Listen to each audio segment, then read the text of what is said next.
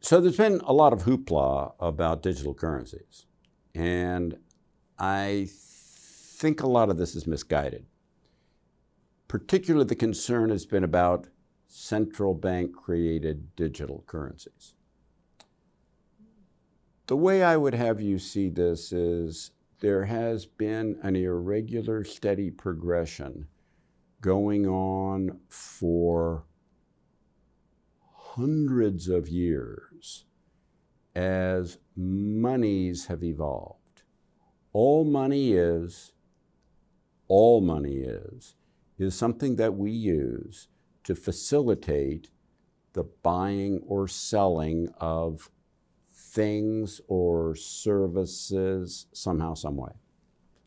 Nothing else. It has no other real significance, and it changes over time for that.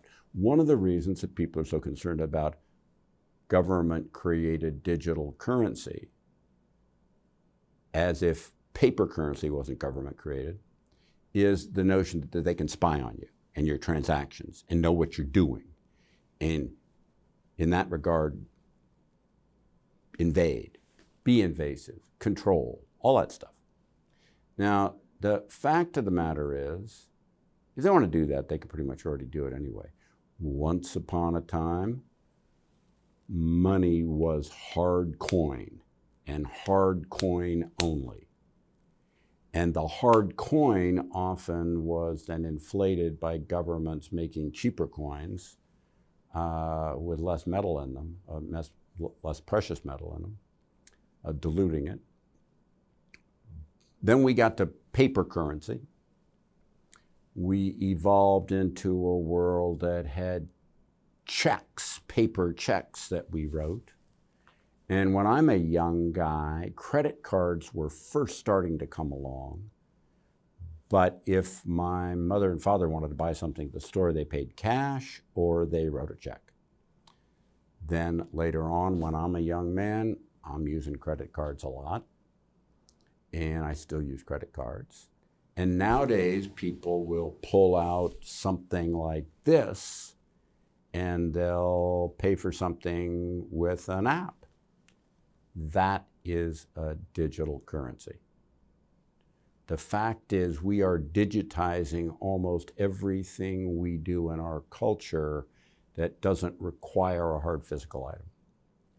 And the digitization works because everything about technology has made things digital, cheaper, and easier to use and to deploy than otherwise.